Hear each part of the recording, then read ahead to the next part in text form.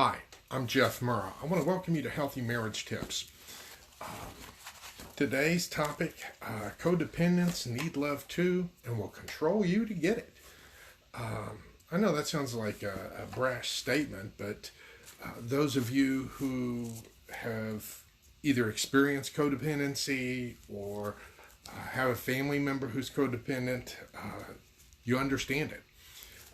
The codependents want love and respect so desperately that they're willing to resort to control.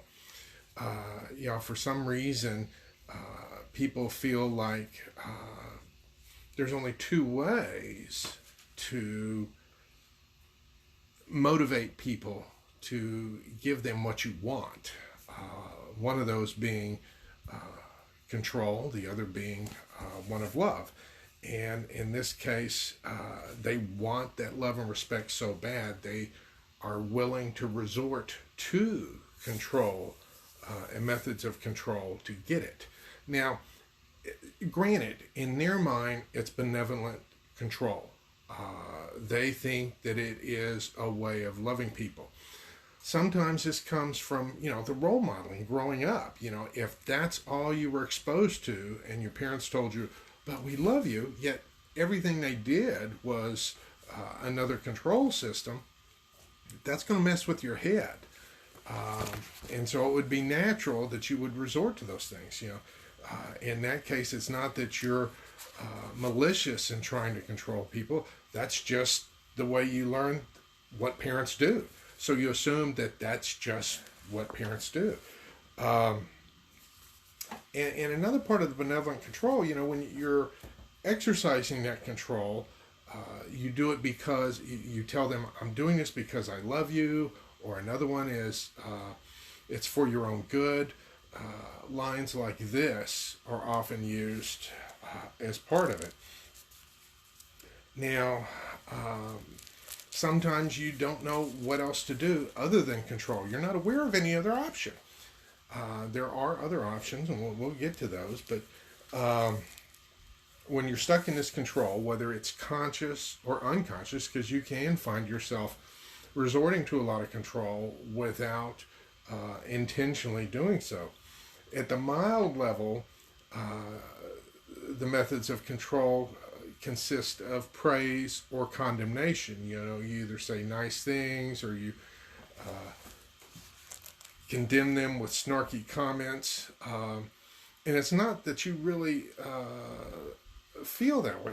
You just use it as a way to control. For instance, when your child is wearing a shirt that you gave them for their birthday and you're wanting to encourage them to continue wearing it, you may give them a compliment. Not because the shirt looks good on them, but because you're trying to keep them to continue wearing it. I've seen a lot of grandparents do things like that. And they'll purposely look to see, are you wearing those shirt or those pants that I got you at Christmas, those socks, and stuff like that. And sometimes they'll turn around and condemn you when you're not doing things that you want to. You may be doing things like you go out on a date with the wrong person, and then they turn around and condemn you for your bad choice. And these are the tactics that they use. And I refer to these as mild forms of control. Now, as we move up to the major, that's where you get into manipulation by means of lies, where they intentionally tell you lies to manipulate you and lead you astray. This is where they play what I call ledger games. Much like there's a financial ledger to keep track of things, they keep an emotional ledger, and they bring it out and say, you owe me, or you owe so-and-so something. And you feel like the old song where you owe the company store so much you can't ever get out of debt and pay it. Another game that they'll resort to is going around and spreading rumors, even about their own family members, as a way to control them. They could be positive rumors or negative rumors.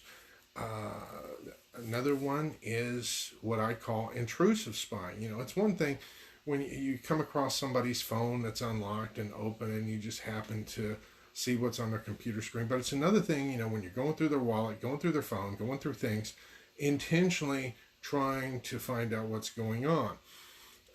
I usually see this as a negative thing. Now, there are exceptions, like for instance, with affairs or drug abuse, that's a whole nother ballgame. And in those cases, some of the spying is necessary.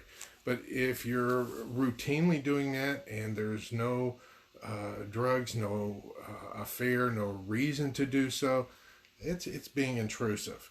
Now, another one is playing head games. This is where mind control techniques come in, where you're purposely trying to warp a person's mind as a way to control them. Of course, in your mind, you're not doing it for the sake of control. You're doing it because you want to be loved and you're trying to get them to love you.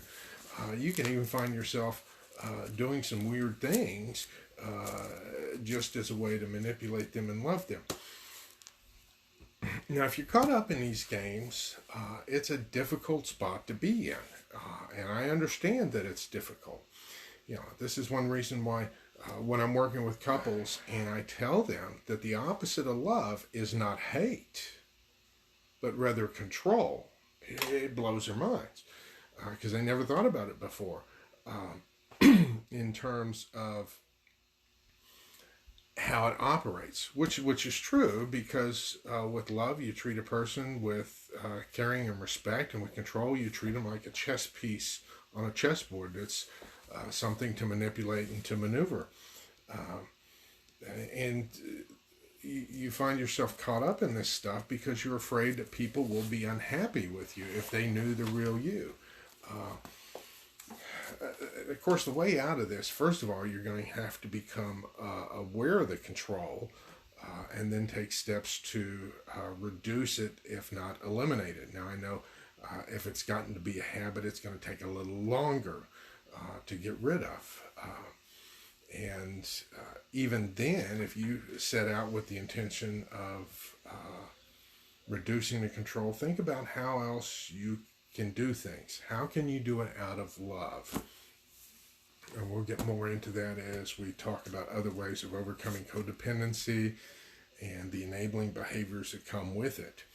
I want to thank you for tuning in.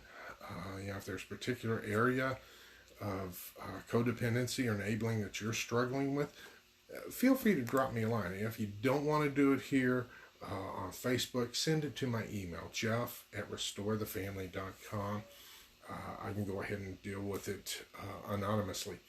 But I want to see to it that you get the help that you're looking for.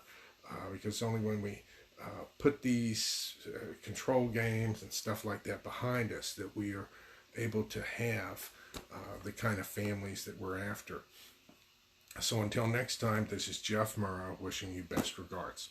And have a great weekend. Goodbye.